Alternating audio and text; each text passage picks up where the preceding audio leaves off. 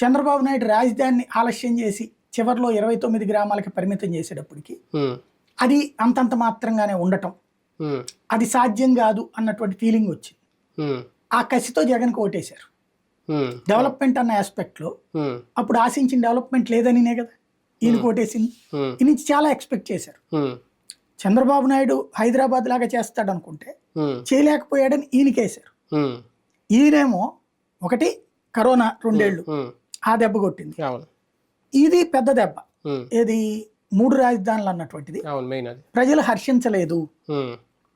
Development చేశాక రాజధానికి సంబంధించి ఏదైనా చేసుకుని ఉంటే బాగుండేదేమో. ఏదైతే ప్రత్యేకించి అమరావతి పక్కన పెట్టి కనీసం అమరావతి అంటే ఈ 2 ఊళ్ళని సెటరేట్ చేసి ఆ మెయిన్ రోడ్డు మీద రాజధాని ఏదైనా సెట్ చేసుకుని ఉన్నా ఉండుండేది. ఇక్కడే చేయకపోవడం, ఇటు రాజధాని లేని రాష్ట్రం అన్నటువంటిది ఒకటి బలంగా పడిపోయింది. అది చేశాడు జగన్మోహన్ రెడ్డి అన్నటువంటి.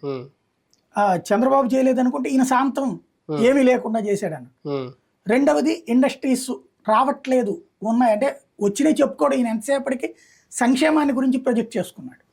ఇన్వెస్ట్మెంట్స్ పరంగా అయితే గనక అంబానీలు అదానీలు ఇప్పుడే వచ్చింది, జగన్ వచ్చాకే వచ్చింది, పెట్టుబడులు పెట్టారు. కానీ చంద్రబాబు నాయుడు ఇండస్ట్రియల్ గ్రోత్ని ఎప్పుడు ఎక్స్ప్లాయిట్ చేస్తారు.